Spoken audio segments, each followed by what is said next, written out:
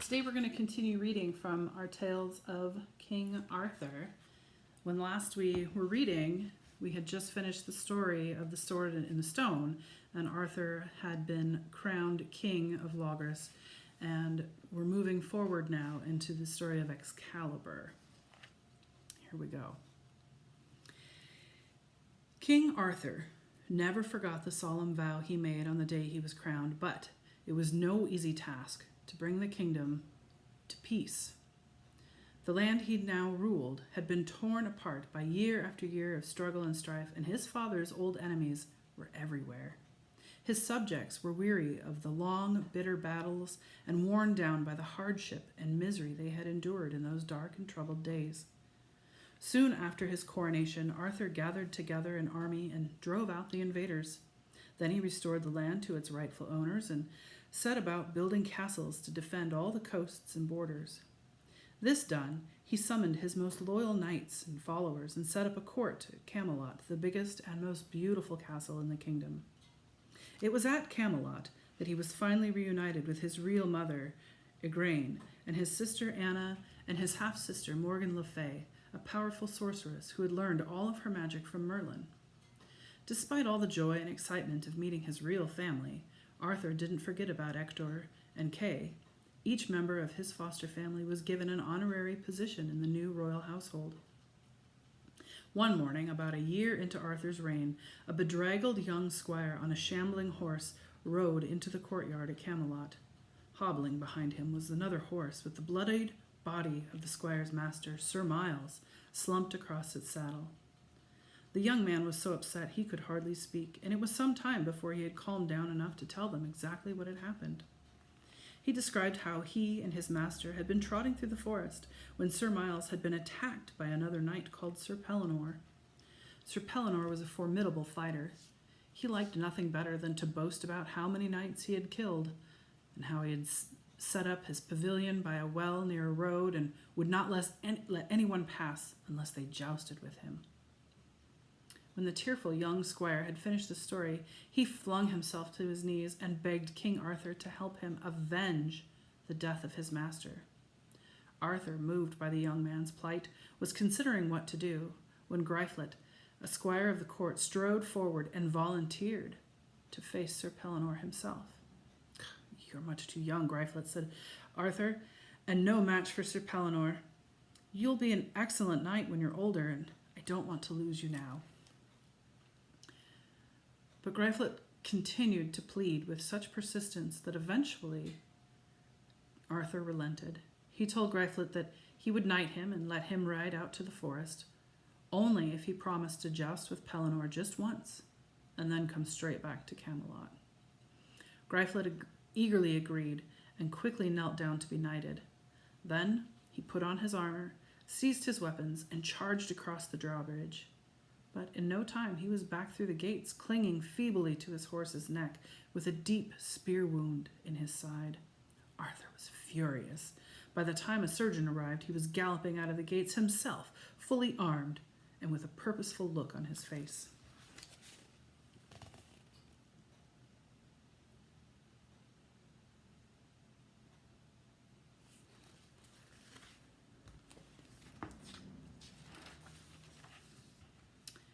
When he reached the end of the forest, a boy, about 14, suddenly stepped out in the road in front of him. "Whoa!" yelled the boy, holding up his hand.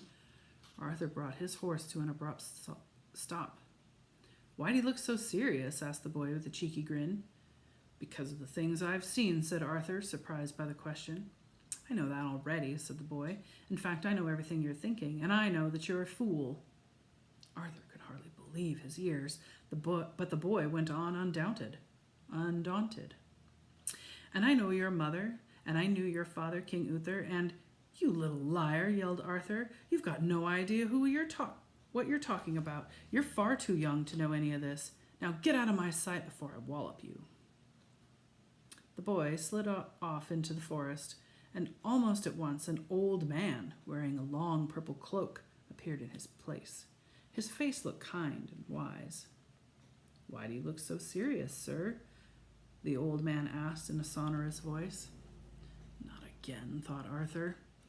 Because I've just met a cheeky boy who called me a fool and said that he knew my father, was his reply.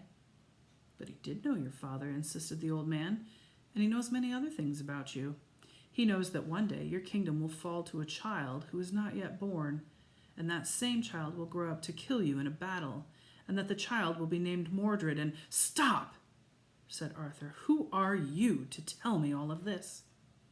Merlin, said the old man, and before Arthur's eyes he changed back into the boy and vanished into thin air with an eerie little laugh that rang through the forest. Merlin, called Arthur, come back, I need to talk to you. But Merlin had gone.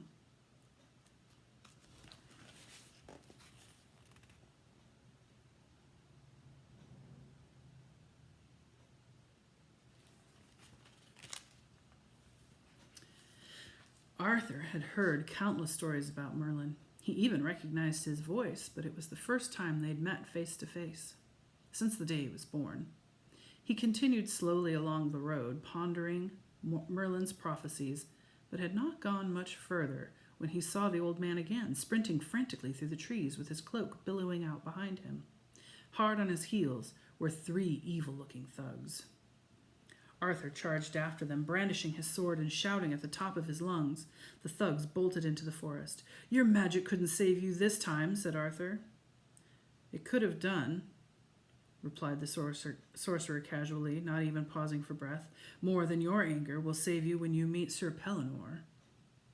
Merlin mounted his horse, which was grazing at the side of the road, and accompanied Arthur on his journey to face Sir Pellinore. Arthur fired questions at him all the way, but Merlin refused to answer.